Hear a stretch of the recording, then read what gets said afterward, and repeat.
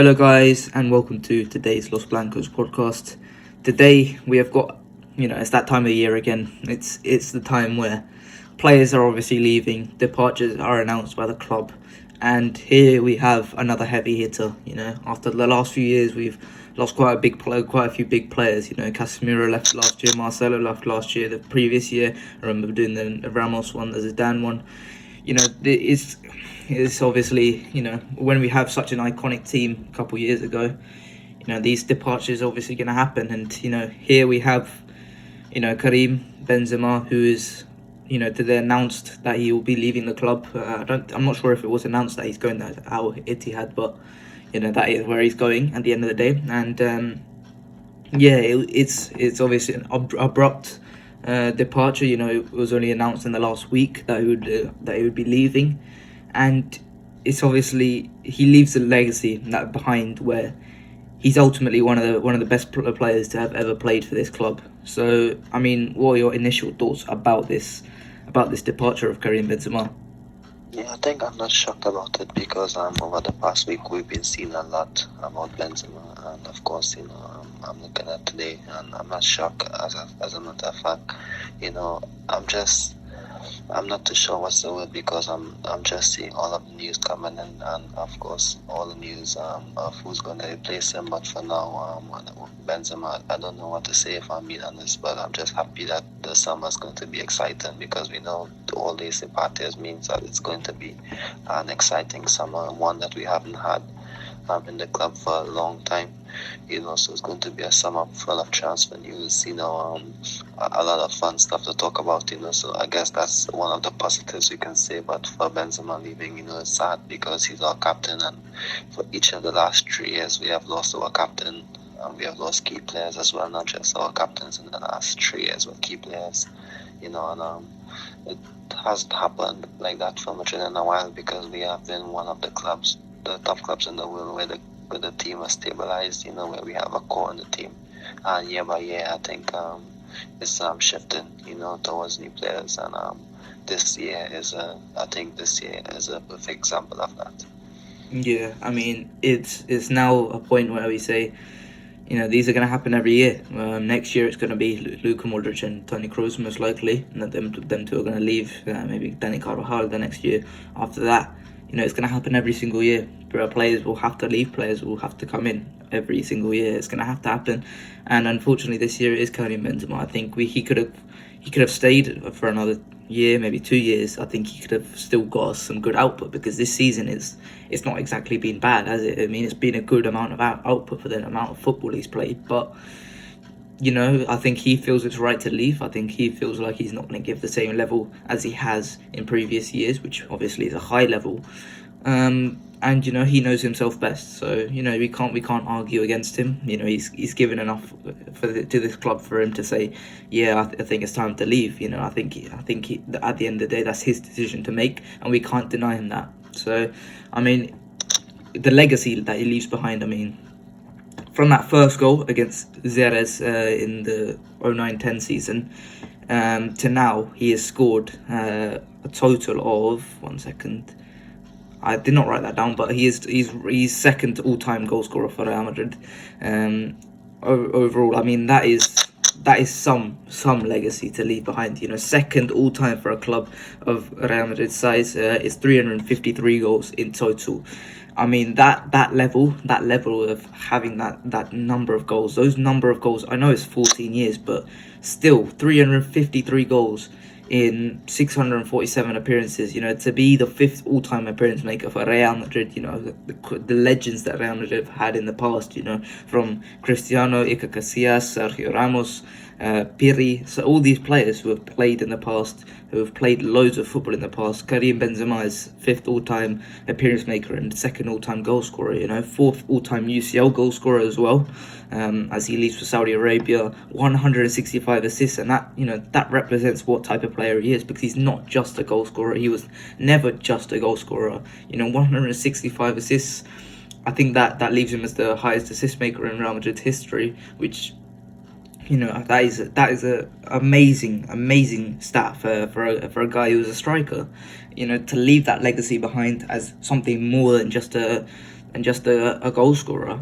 I mean, that's just fantastic from Benzema, and it's the end now, but we could just think of the memories that he's left behind. So, what are your thoughts on the legacy that he leaves behind in terms of his goals and assists? Yeah, of course, Benzema, when he started, I think he had plenty doubts, of course, I think if you look back at Jose when he was there, I think when Benzema was scoring, I think he stated that if you can't go hunting with your dog, then you would go hunting with your cat. I'm not too sure if you remember that when he was speaking about Benzema and Higuain, because they both wasn't scoring, and of course, Madrid were having a tough time, and he wanted another striker, and of course, there were many doubts, many people didn't believe in him, and Higuain left and he went to Napoli and he started scoring many goals. Many people doubted if Benzema was a man to stay at Madrid, other than Higuain. And yet when I was a bit younger, I didn't quite understand, football much as I do now. Maybe I thought the same as well, and looking back at it, and looking back at how Benzema impacted Madrid, since Higuain left in specific, the way he not just, he wasn't a hard worker for the BBC, but he was a facilitator. He made everything work. Zidane said that. Even Benzema said that as well. He made it tick. He made other players better, and he made himself better. And of course, through 2013 to 2018, he was the guy who helped Madrid, helped Madrid be better, but sacrificed himself in the meantime. His output, worked a bit harder for the team. But of course he learned a lot. He matured a bit, and that's why he was able to, take on the mantle of being the main man since 2018. And of course, you have to say that he is, in my opinion, one of the top 5 best players in history. If you look at what he's won, the player who's won the most titles for the club, titled Marcelo, of course, but the player who contributed to 5 trophies in less than 10 years. Well, yes, less than 10 years and 9 years to be specific. Of course, you can say that there are guys who won 5 back-to-back in the first 5 Champions Leagues for the club, but what Benzema has done throughout his 14 years, I believe, with Madrid cannot be underestimated, and that's why I think the 5 players for sure. The third, I think he's second. He has not third. He's second now this season. He became second. The second player in the club with the most goals. I think he has accomplished everything he has with the club. He's not going to pass Cristiano's goal tally for the club. It's impossible to do that at the age he's at now, and of course the targets that Madrid are trying to get. So that's going to be difficult. So I think he has accomplished all that he needed to do, and of course now it's time, for him to start something new. I think this is the perfect time for it. The year after he had his best ever season, he had another good season. He chopped off a bit, and of course, despite Madrid not winning anything, he played well, in my opinion, when he's on the pitch. And just last year, he was amazing. He did more than he was expected to do in terms of expected goals, expected assists. He scored goals that wasn't supposed to be scored, and this season it kind of normalized a bit. That's why many people think he had a poor season, but he had a good season. It's just last season was so good that this season looked a bit mediocre, but it was fantastic. It's just Madrid needed more to win, and of course Benzema tried his best and it didn't happen, but of course, that's football. And of course, when I look back at Benzema, I would say top 5 players in the history of the club. Yeah, and like you said, Benzema's Real Madrid career has not been the most smooth. He began the first few years. He wasn't exactly the most prolific striker. He wasn't scoring exactly that many goals until Jose Mourinho came, and then in that season where we won La Liga and the Copa del Rey. That season he was really, really good. 22 goals I think he scored in total in that year, and that was obviously a sign of what Benzema could do. That was a sign of what he could do, and like you said, Gonzalo Higuain left subsequently, and he became the primary striker. And then in the years after, in the 3-peat seasons, he was just not exactly prolific. He was In fact, I think he was quite poor in front of goal most of the time. And I think that is fair to say he did miss a lot of big chances in those seasons. I mean, it was in the 17-18 season where he only scored 5 league goals. I mean, that tells a lot about what he was in front of goal. And I remember at the back of that season there were links to West Ham. That was how as low as he got. He wasn't exactly. He was doing quite poor in that season, and just people didn't realise what he could bring in the subsequent seasons. What he did bring in the previous seasons. To facilitate Ronaldo. And Ronaldo, at the end of the day, if you're not scoring the goals, Ronaldo's scoring 60 goals a season, in all competitions. So it really didn't matter what Karim Benzema was doing, and at the end of the day, Cristiano Ronaldo scored the 60 goals, and Benzema scored in the final. He scored in the UCL final in 17-18. Obviously, that was kind of gifted to him, but he still scored those goals. And when Cristiano left, it was thought that Bale would be the guy. We thought that Bale would be the guy. Florentino thought that Bale would be the guy. Bale got injured so much that season, and there was a man that he had to step up, Karim Benzema, in the subsequent seasons where Real Madrid's attack did suffer. It did suffer in the following seasons, and I don't think we would have been the same team without Karim Benzema, because since the start of 18-19 he scored 188 goals. That's 5 seasons he scored 188 goals in. I mean, that's a fantastic record to have. I mean, it's truly remarkable. He scored more than 20 goals in each of those last La Liga seasons, and he's obviously going to leave it behind that legacy where he's shown that he can do it himself. He can be the guy, because up until last season there was no one else in that attack. There was no one else that was truly functional. You could argue that Asensio was decent at points, but up until last season where Vinicius and Rodrigo stepped up, there was really no one else in the attack. And we can recall that season where it was Karim Benzema was the top goal scorer, but the second top goal scorer was Sergio Ramos, and Ramos was obviously just taking all the pens, and then Casemiro also got quite a few goals as well. That's the situation it was in, where Karim Benzema was our only functioning attacker, the guy who could only score the goals.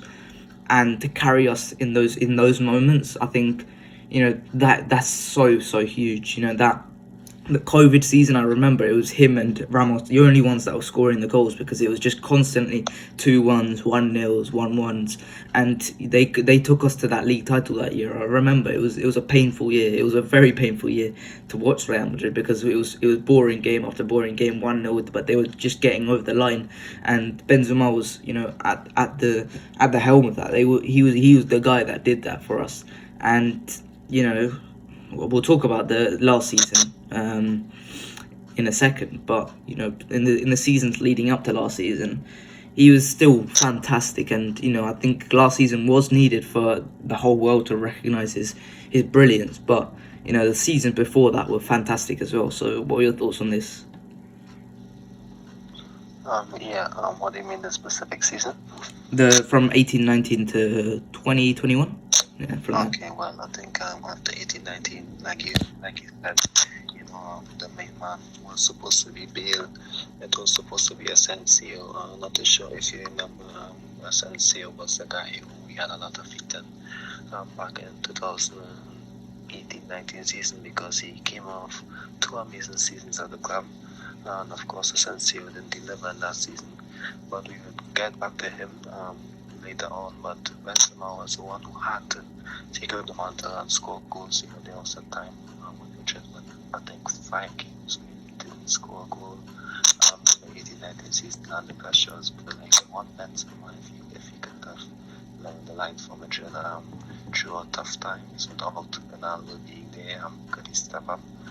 I think it was 5 games the longest in history where we haven't got a goal. And of course things were complicated, and of course it was a difficulty. He scored goals, he was the main man, but it wasn't like an amazing season like what we were accustomed to with Ronaldo. So of course we struggled a lot, and that's why the club signed Jovic for the 19-20 season, for more firepower, to compete with Benzema, to see if Jovic could take Benzema's spot if he was good enough. But of course I would say Benzema just kept on scoring, and the weird thing about it is, as he got older, he got better. From 18-19, 19-20, he got better. 20-21, he got better because he scored more goals out of nothing. And then 21-22, he was just the best player in the world that year. And of course, this year he was amazing as well. But of course, he was so amazing in 21-22 that we thought he had a poor season. But if you look at it, he didn't. The last year was just much better. So I think if you look at it, it's the perfect time to leave. When he's still at maybe performing at 80% of his best. One that he gave to us this season. I think it allows us to go for strikers and start a new journey with the club, in my opinion. That's something I would be looking forward to this summer. But for Benzema, there's so much you can say, but it just happened, out of nowhere today again, even though we kind of expected it. That there's so much more, I'm sure, that we are missing out on. Yeah, and we're going to talk about the last season, because last season, the 21-22 season, it was the first time he got proper help in the attack. First time Vinicius stepped up as the second guy in that attack, and Benzema flourished as a result of that. He was so good last season. Not only Vinicius obviously cracked the 40 goals and assist mark last season, but Benzema last season will always live in the memories of the Bernabeu, because it may have been the greatest individual UCL campaign ever.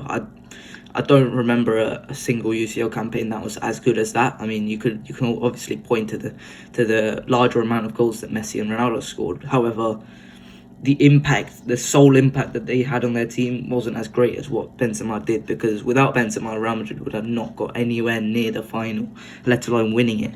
I mean, the PSG comeback hat-trick in the second leg, it looked like they were dead. 2-0 down in the game, and suddenly they became supercharged. Benzema became supercharged, and then the Chelsea game obviously scored a hat-trick in the first leg, 2 headers, and then the Mendy mistake, and then second leg he obviously pounced on the extra time across from Vinicius, and then in the semi-final from against Manchester City, the first goal against Man City, where he just scissor kicks it into the bottom corner, that was something that only goes in last season, because he was that good. He was that good last season. Everything that he was doing was absolutely perfect. That was the story of last season for Karim Benzema. He was just everything that he tried went off. It was perfect from him. And then the Panenka, obviously in that moment to do a Panenka, is just shows you his coolness in front of the goal. And then second leg, who's there to step up in the second leg when Real Madrid are down? There's Karim Benzema, penalty, and he slots it away. And that was the story of last season. Constant, just impact in every single game. Steps up in the big moments. 15 goals, 2 assists in the UCL. 27 goals, 12 assists in La Liga. 2 goals, 1 assist in the Supercopa as well. It was just fantastic from Karim Benzema last season, and that goes down as one of the greatest individual campaigns of all time. And he was rewarded for that, with an almost unanimous Ballon d'Or voting, and UEFA Best Player award as well. He was truly magnificent. He was truly the best player on the planet by a country mile. He was truly the greatest. It was one of the best things we had seen in Real Madrid in a very long time, since prime Cristiano. I would say that was one of the best things we had seen, and we were very lucky to see that last season. And yeah, that was it. So what are your thoughts on that season last year? Yeah, it was, like you said, I believe it was the best season, because of course in the other seasons you can argue that Madrid had a better team. You can argue that Madrid could have be maybe the top team to win the tournament. Not last year, we were the top team to win. All the pundits, all the analysis guys, they would all say that City, Liverpool, or even Bayern would be the team to win, not Madrid. And for Benzema did, I think it's the PSG game that started it. you can argue that Rodrigo scored the 2 goals against City, which was important. Messi scored the winner in the final. But without that Benzema hat-trick against PSG, then of course to follow that with another hat-trick against Chelsea, with all that, then Madrid would not have been champions. So what Benzema did, allowed Madrid, to win all these competitions last year. He allowed us to stay competitive after 2018 when we lost Zidane and Ronaldo. He allowed us to save money for all these years. For 5 years, we saved a lot of cash, because he was performing at a high level, and of course last year, of course it was just the best of all the 5 seasons. Last year I think he overperformed his expected goals, I think, by more than 50%, I believe. And I think that's just not something you can say, oh wow, that's good. No, that's amazing, because of course not anyone can do that at his age, in my opinion. And of course you just have to be happy that you were there to see it. And of course when you look at it, he got the Ballon d'Or. It's just something that you would love to see. He deserved it. And of course for Benzema last year, I think is going to go down as one of the best seasons in Madrid history, because of what happened, even better than the 16-17 ones where Ronaldo scored back-to-back hat-tricks. I think Benzema's one was much more fantastic. And I think last year, just for last year alone, he became the Mr. Champions League for one season alone. Of course, he did well this season and other seasons, but last year he was Madrid's Mr. Champions League, and you don't just get that label, in my opinion. Yeah, and just to rattle off some awards that he won, just some. 1 Ballon d'Or, 1 UEFA Best Player, 4-time French Best Footballer when he was at Real Madrid, 6 times Player of the Year, 3 top goal scorers in multiple competitions, 5 UCLs, 5 Club World Cups, 4 La Liga trophies, 4 UEFA Super Cups, 3 Copa del Reys, and 3 Super Copas. And he obviously levels out with Marcelo as the most decorated Real Madrid footballers ever. I think it's at 24. I think it's at 24. And 35 years old, 14 years at Madrid. In terms of the legacy that he leaves behind, I would only put Cristiano, Di Stefano. Who else would you put in front of him? Yeah, for me, like I said before, I think it's top 5, and I would say top 5 loosely because, of course, I wasn't there. I wouldn't really quite know how Di Stefano and Puskas their level compared to Benzema. I'm aware of the goals and the titles they won and how important they were, but to put them ahead of Benzema, it was difficult for me to say, okay, I guess I can put them ahead of Benzema. But for me, when I look at Madrid players throughout history, I look at post 2000, post since the Zidane goal. Post 2000 is easily top 5. Yeah, post 2000, I think he's number 2. Yeah. Even over Sergio Ramos, in my opinion, he's number 2, only behind one man, and we all know who that one guy is. But post 2000, it's him, and I'll put him above Sergio and even Casillas and Marcelo because of how he contributed for a longer time than these guys. Well, I know that Sergio contributed for a long time as well. For me, he's number 3. But for Benzema, I believe the output, how he did more than he was expected to, was amazing. How he played 2 ways, for 2 generations.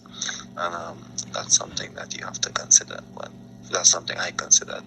And of course, if for example, someone could say, what, I would put Sergio ahead of him, that's okay. But for me, he's number 2. Yeah. So, muchas gracias, Karim Benzema. Good luck in your future endeavours at Al Ittihad. Obviously, you can make a legacy there. And I think it is a good club for him to go to. Try and raise the profile of the Saudi Pro League while making a lot of money. I think it was 400 million over 2 years, which is absolutely mental. But yeah, good luck to Karim Benzema. But at the time of recording, we have a very big problem now. Upon this departure of Karim Benzema, because we've only got We only have two attackers. Yeah, two registered attackers right now, and that's Vinicius and Rodrigo. Hazard's obviously left as well yesterday. This is a huge problem because obviously we know that Joselu is probably going to join on loan, which I personally have no problem with him joining. I think he could be a useful attacker for us to have, but this is a problem for us. I don't know what we're going to do, because at the end of the day we need someone to come in at a striker role, and to replace Benzema I think it's probably the most difficult job, because there is only one man in world football that I believe is good enough to replace Benzema, and in terms of playing style is the only one, and that's Harry Kane. I think he's the only man in world football that on playing style can replace Benzema.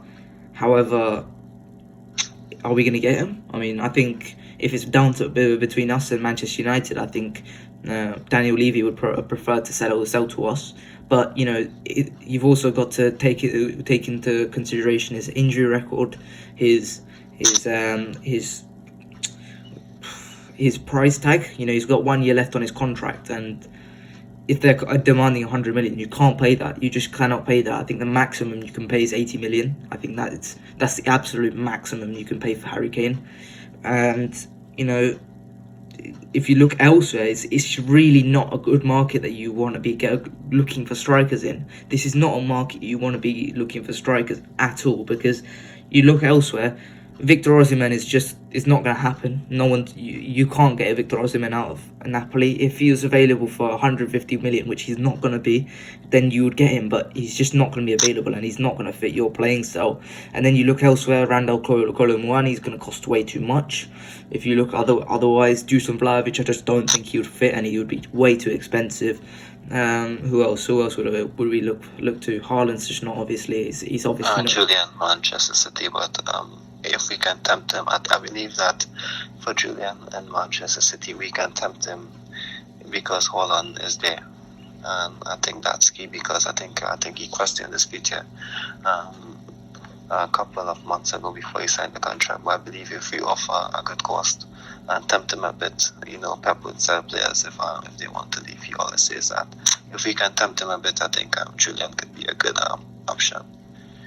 Yeah, and if we can put in a cheeky bid for Julian Alvarez, I think that would be smart. Maybe 70 million. I don't think Man City are reasonable to negotiate with, to be fair to them. So I would try to go for Julian Alvarez, but I'm not sure about it. I think he would like to stay at Manchester City. So it's a difficult one, that one as well. And then, I mean, let me just add something quickly. I think for me, the quality of striker could depend on the winger we signed. Because, for example, if we would have signed a guy like Saka, I would have been comfortable with Firmino and Joselu and Rodrigo being the strike options. But if we don't sign a winger, and then we have Diaz and Kai Havertz as our Asensio replacements, and of course I would need a top striker. I think for me it's according to who is the person they signed to replace Asensio, in my opinion. If it's a top player, then I'll be like, okay, I guess we can survive 1 more year. Maybe with a makeshift striker in Firmino and Joselu and Rodrigo. But you have a top winger who can score goals. Like if Salah comes in for a year, not for a year, but if Salah, let's say, when he didn't sign his contract and there was an option to get Salah, I would say, okay, yeah, we can sign Salah, and then the other guy can be like Firmino, or Rodrigo can play, because Salah and Vinicius will get you goals, and then Rodrigo can get better and score goals if he's playing through the middle, and Firmino can get you goals as well. Then I can say, okay, we don't need a top striker at the moment. But at the moment, there isn't a market for a winger who's going to get you goals that Asensio does. So I think Madrid have no choice but to go big and try and sign a top striker, in my opinion. Yeah, I think we'll go more in depth on this issue in a later video. But I think that is most of it. What we've got right now, most of the news that we've got right now, we know that we are quite interested in Kai Havertz. I don't really mind Kai Havertz as a footballer. I think he's a perfectly good footballer. He's good. Yeah, 23 years old. There is a possibility that he can improve himself under Ancelotti as well. He's supremely technically gifted. We saw that we saw that. I saw that stat where he had scored more goals than Messi by the age of 21. I mean, obviously that's not a down on Messi, but it shows that he is very technically gifted, very good. So, let's see what happens with the strikers. Let's see what happens with the attackers. We'll discuss this more at a later date. But we've got to talk about some of the other departures that have left and that are probably likely to be announced later today. We'll start with the ones that I don't really care about, and that's Mariano and Hazard. Mariano, I mean, I guess thank you very much for the El Clasico goal and then the initial Roma goal. I mean, those two got us very hyped, thinking that he would be good. But I mean, we gave him the number 7 to replace Cristiano. I don't know what we were thinking. £30 million we spent on him, and ultimately now at the end of the day, he's leaving. Good luck to him wherever he goes. I think he can be a competent striker. We saw that at Lyon, but yeah, I think that's it for him. And then Eden Hazard, is such a shame that it didn't work out for him. I think for it to end like this, it's a great shame. It's a great shame, but what can you do? Eh? So when players get injuries like Hazard has got in the past, you can't really say anything about it. You've just got to accept it and just move on. And I think that's what the club is doing, mutually terminating his contract. They've moved on. I think Hazard should move on. I think he can still contribute to a club. Galatasaray could want him, Fenerbahce or whatever. Lille could want him. Maybe he could go to USA. Maybe he could go to Saudi, follow Benzema. There are options for him. I hope he doesn't retire. But yeah, good luck to Hazard as well. So what are your thoughts on these two leaving? Yeah, I think first Hazard, I think of course it's disappointing it didn't work out. Of course he was unlucky, he was unfortunate, and of course he was a bit negligent on occasions. And of course, it's going to go down as I think the worst signing in Madrid's history due to the amount that he paid for him and due to what he was signed for, what was expected of him. Like I always think to myself, and what I'm going to say when I post my tribute to Eden Hazard was he was signed to replace Cristiano and enhance his legacy, while bridging the gap until we sign Mbappe or until Vinicius before Rodrigo develops into a top player. However, he of course didn't do any of that, and of course instead of being compared to the best players in the club's history, he was compared to Mariano Diaz, throughout his final 2 years. And that's unfortunate for a player so talented. And what he did for England, one of the best players in the world before he came here, he was top 3 when he signed the season before he signed, despite Chelsea only winning, I think 2 titles that year, or 1. I think he was top 3 in the world. And of course, for him to come in Madrid and didn't really light up any trees, I think that was a bit disappointing. He had that 5-game spell, where he played so well, and I think the PSG game where he got injured was one of his best games. But however, it's disappointing. It happened and it's over, and we can't fix it, but we can just look back and just not maybe try not to make the same mistake twice. With Diaz now, I believe that, I think he's a good option for third-choice striker if he maybe would have scored more, I guess, or maybe if he would have contributed more, I assume, that's why I think that, it wasn't a disaster in terms of a flop, in my opinion, because he wasn't signed to be the main man like Hazard was. But however, he did kept us from signing someone else of bigger stature or another backup striker who can score goals. Of course, there wasn't much expectation for him, but he did give us some hope with what he did. And of course, I hope that he goes to a team, and I think he can maybe go to another team in La Liga and score goals on Turkey or, I don't know, Belgium, get maybe 10 goals a season. And of course, maybe, I don't know, maybe he should just play international football for Dominican Republic, and of course, enhance his legacy there or something like that. Because he isn't a bad player. Of course, however, he's not young anymore. Yeah. Of course, he was an academy guy, and then he left us at 24, came back. I think he's almost 30 now. There's like a big future for him, but I believe that maybe he can go somewhere where he can get 10 goals plus a season, and of course that would be a success for him. He made his money at Madrid. He won some titles. He won all titles at Madrid, and of course, he stayed. I guess kept us from signing someone else similar to Hazard. But I guess with Hazard, at least this season, the fans were clinging on to hope.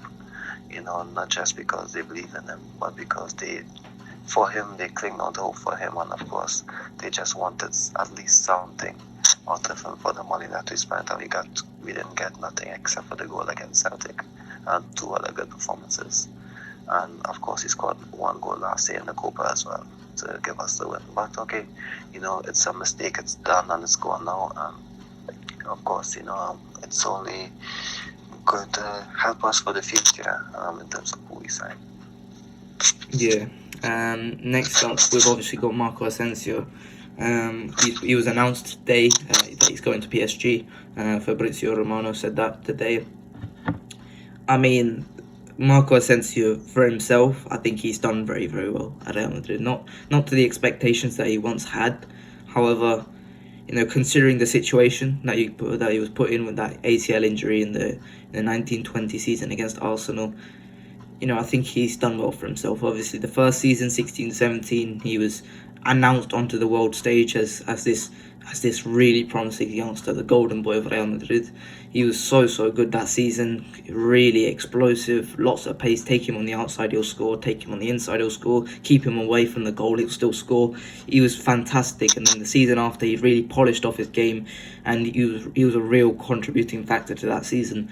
Then the season after, 18-19, and the whole team dropped off very much, and I think he followed that situation as well. And then the 19-20 season, disaster struck, ACL tear, and that was the season over for him. He came back, scored a few goals. Madrid fans had hope. However, 2021, he looked a shell of himself, really. I mean, he lost the pace, he lost the explosiveness that he once had, and as much as he was still scoring a decent amount of goals, it wasn't the same for Marco Asensio. But the season after, Ancelotti comes in and gives him the role as the fourth attacker, basically. And, he contributes. And that's the most important factor at the end of the day. We've lost this guy who can score 10 to 15 goals a season. And to replace that this summer, I think that's a very difficult thing to do, because there's no doubt in my mind that Brahim Diaz is a worse football player than Asensio, and will not get the same amount of goals as Marco Asensio. So I think we're going to have to dip into the market, but there is very limited options for that. And so, I mean, the Bernabeu will never forget Marco Asensio's contribution. I mean, the goal catalogue that he will bring at the end of his Real Madrid career would make him look like he was better than Cristiano. I mean, the goals that he scored, just to pick out some, the first leg one against Barcelona, where he just whacks it past to Stegen, and the second one early on in the game, and he just whacks it from like 40 yards against Stegen as well. There was one against Las Palmas where he just knocks it right in, as far into the top corner as you can get. The goals this season and last season, the one against Granada, which got us an important 3 points. He was clutch at some moments in La Liga where we looked down and out, we couldn't create anything, and he just whacks it from far out, and he goes in. Stuff like this, it's so hard to replace, and we will miss Marco Asensio. I think many fans won't appreciate that right now, but however, the way we replace Marco Asensio, I think that will tell whether we've replaced him, and how much we'll miss him, because to replace 15 goals a season, it's impossible in my opinion. It's impossible for a backup player, for a bench player. That's impossible to replace. So again, muchas gracias, Marco Asensio. Good luck at PSG. I would have preferred him to go to Aston Villa, be the main man at Aston Villa, but good luck at PSG in this new look PSG team without Messi and probably without Neymar. So yeah, good luck for Marco Asensio. So what do you think about Asensio? Yeah, before I talk about Asensio, what he did for Madrid, I would just say at least in PSG win the Champions League, I think he'd be a key player, because Messi is leaving and Neymar is leaving, so I think he most likely is going to be the key facilitator for Kylian Mbappe next season, along with maybe one other signing. So of course, I guess he can maybe enhance his opportunity to be one of the main guys somewhere. He's not going to be the main man at PSG, that might be there, but he can actually be one of the guys to be like maybe a top 20 best footballers in the world if he does well there, and that's what I want for him, to do well. So hopefully he does well. But for Asensio, I'm not so sure if you remember this, but the year he came in was the year after the loan from Espanyol. He was at Espanyol in 15-16. He came in for the 16-17 season, and of course, for the 16-17 season, Cristiano was injured at the start of the season, following the final where he got injured in Portugal. And Asensio came in and he started immediately because, of course, we didn't have another winger. We had Morata, but he was a striker, and Asensio was the first other winger ahead of him because, of course, James played on the wing, Isco played on the wing, but Zidane trusted Asensio on the wing over these guys. And Asensio started the Super Cup and he scored. Because, of course, like I said, Cristiano wasn't there. He started La Liga as well and he scored. And then so for the start of the 16-17 season, he was a starter because, of course, we didn't have, of course, our main guy on the wing, so he started and he did well. And of course, that's where the hype came in.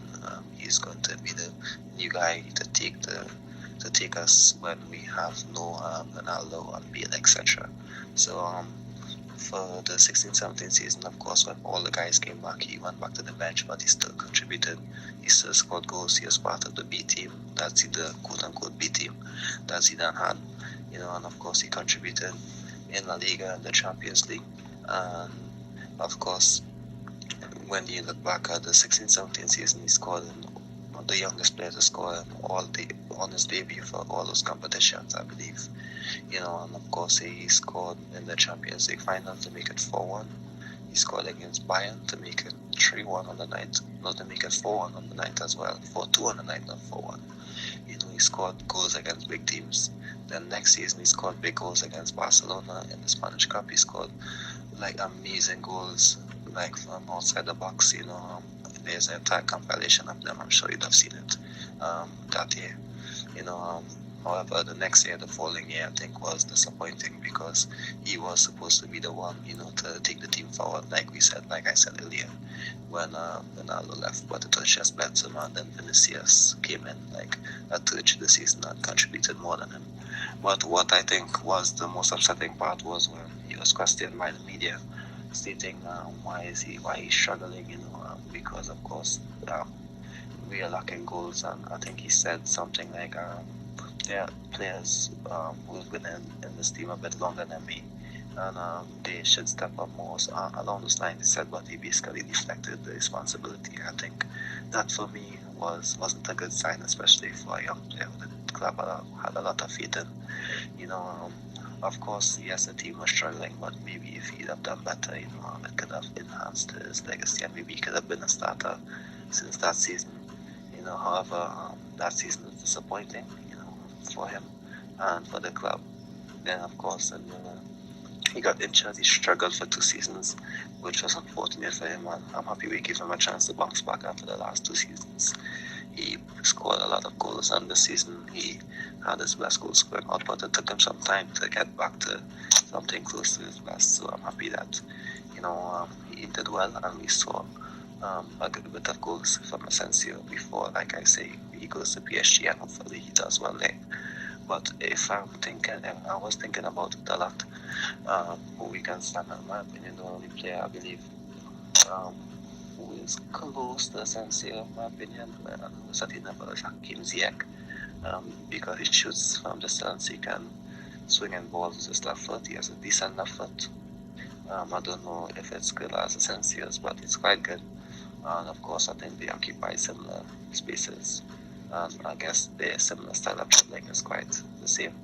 So I believe that he can be a good backup option, despite the age. If you have him in for 2 seasons, of course, it's an okay option. For me, if you want a like-for-like player, in my opinion. But there's not much players in the market who can contribute for, let's say, 5 years. That's as good as him. my opinion. And of course, we're losing out on a good player. However, I must say that Asensio was overtaken by Vinicius and Rodrigo, and he wants to be a starter. He wants to be one of the main guys. And of course, I could understand why he's leaving, because Vini and Rodrigo is the main guys, and if you tell me out of Vinicius, Rodrigo, and Asensio, you have to drop one, I would, of course, drop Asensio. If it's a start bench, sell, start Vini, bench Rodrigo, sell Asensio. So of course, if you want to be the main guy, it's not going to happen at Madrid, unfortunately, because of course we still have plans to sign Mbappe as well. So of course that's going to make things more difficult for him. So if he wants a bigger function as well, then of course I would support him, and I would hope he does well. And I would hope he continues to have positive things to say about Madrid, because he was a fan at a young age and he won all the titles here at the club. Hopefully, Asensio goes on to be, like I said, top 20 at least. Then we can see how good he gets from there. Top 20, I think, is an achievable target for me for him. And of course, if he gets the top 10, then of course kudos to him. But for me, I think he can be top 20 next season. And hopefully he takes that step. Yeah, good luck to Marco Asensio. And then the rest of the departures obviously haven't been announced yet, but I think Nacho will most likely leave today. I think it will be announced. I think Inter Milan are the closest to getting Nacho. I think that's a good move for him, considering they're losing Skriniar and De Vrij. I think he's going to start for Inter Milan. I mean, it's been a hell of a long time for Nacho's been here, and constant consistency. Every single year he's there, and he's great when he plays. I mean, it was really, really good stuff from Nacho, and I think he deserves the opportunity to play elsewhere. I think he deserves the opportunity to start for a team like Inter, who are obviously in the UCL final. So I think it's a good move for him. I think he's gonna play every single game. And at age 33 to get that move, I think he's done well there, and I think he's done well at Real Madrid. I mean, I wish I could have more words for him, but I think there is nothing better to describe Nacho Fernandez as than consistent and reliable. Because this guy plays left back, right back, centre back, and he'll still put in a good shift for you. So I mean, we're talking about how can we replace Asensio? How are we going to replace Nacho? Because I'm not 100% sure on Vallejo. I mean, I think he can be an alright option for us at centre back, but it's not the same as Nacho, is it? It's just not the same as Nacho. So, what are your thoughts on Nacho leaving? Yeah, I think, of course, sometimes, you have to move on occasions. I think that's why now is a perfect opportunity for him if he wants to stay in the Spain squad, because he wasn't selected for this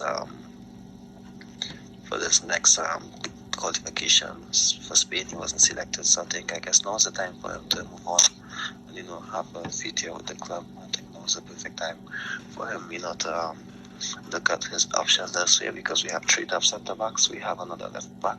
I think the club is looking for a right back signing, as per this morning, what I'm seeing according to AS, who have been quite reliable as of late. So if we sign a top full back for both positions, and then we have 3 quality centre backs, of course, I think the importance of Nacho drops, and as he's getting older, it's going to drop more the more we look at the younger signings. So I think now's a perfect time where he can go to Italy, top centre backs there, where he can get better and be one of the core members of the team. I think he has like a few more good years in him, and of course he's managed to stay clear of injury a lot of times throughout his time at the club, and hopefully that continues as well. I believe that he has a lot to offer Inter Milan, or if he chooses another team, I believe he has a lot to offer, and I do hope that he does well wherever he goes. And if how do we replace him? Nacho, we cannot have someone like Nacho in terms of both performances and of course acceptance of his role. I think we cannot replace him, and of course the fact that he's leaving to play more elsewhere at another big team shows how much steps he has taken forward. Because if I'm being honest, I would have never expected him to get so good if I'm being honest, at so many positions, I believe that he'd have just stayed at one level. And the fact that there's a huge possibility that he can be a starter at another big team shows that he has taken so many steps forward, and it went so under noticed.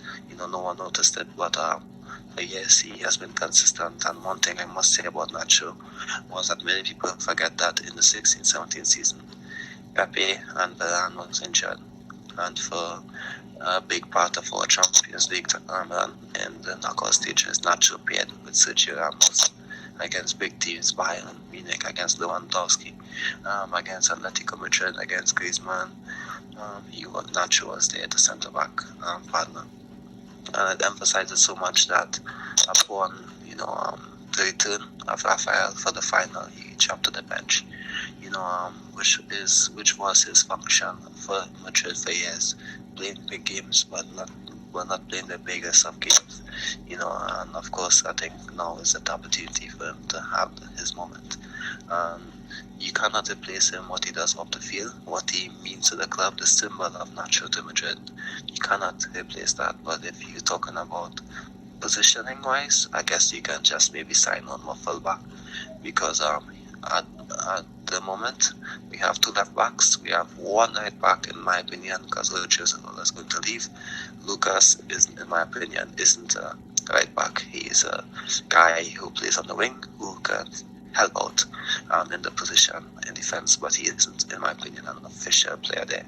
So if we sign one more player for that position, then in my opinion, we are going to have enough players to cover what Nacho does, or to cover and have enough squad depth. But we cannot, get another person who symbolizes Madrid as more as Nacho, and that's it for me. Yeah, and then the final player, Dani Ceballos. I don't think we need to speak much about him because it's not 100% in either way, because we're not exactly sure. But if he does leave, he's been a good player for Real Madrid. I mean, there's not much to say about Dani Ceballos because he has spent a few years at Arsenal, but he's obviously a quality player, and wherever he goes, I don't really know what destination there is for him. I mean, I'm sure there will be a lot of clubs that want him, but where he could actually, what clubs are seriously interested, I'm not really sure. But I would like him to stay at the end of the day, because I think he is a good player. And good luck to Dani Ceballos wherever he goes, and I hope he does stay. Yeah, I think he's closer to staying, as per some of the latest stuff that I've seen from reliable Spanish journalists. So hopefully he stays. And of course, I must say that in one of those that I saw that he would sign, and he knows that this is going to be the last year of Tony and Luca. And for 2024, he could have a bigger opportunity with the team. But for me, in my opinion, I believe that if he has the opportunity to be an important player elsewhere, similar to Nacho, he should take it. And of course, enhance his legacy as a footballer, because he's an amazing footballer. And of course, he's not a flop at Madrid, but of course, when we signed him, we expected more. However, not many players can come in and replace some of our best midfielders in the world. Many players have tried, and of course, they didn't fail, but they just left, to have big opportunities, like Kovacic being one of them. But for Ceballos, I believe if he stayed, he can have a decent another 5 years at Madrid.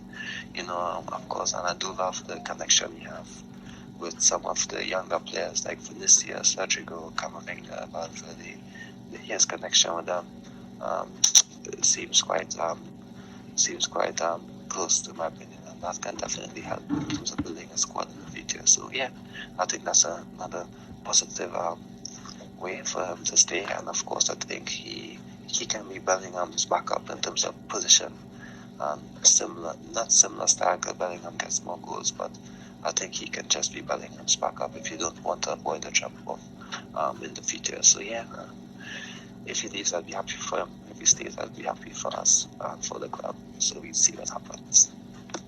Yeah, and so, thanks a lot to all of these players, even Mariano Diaz. They've all contributed in some way to Real Madrid, negative or positive. And yeah, it's obviously the end for these players. Good luck in all of their future endeavours. And yeah, good luck to them. Especially, to wherever they go. You know, Benzema to Al Ittihad, most likely Nacho to Inter, Asensio to PSG, Mariano wherever, Hazard wherever, Ceballos wherever. So yeah, that is it for today. Later today we are obviously going to have the last ever game for Karim Benzema and all of these other players in a Real Madrid shirt against Athletic Club.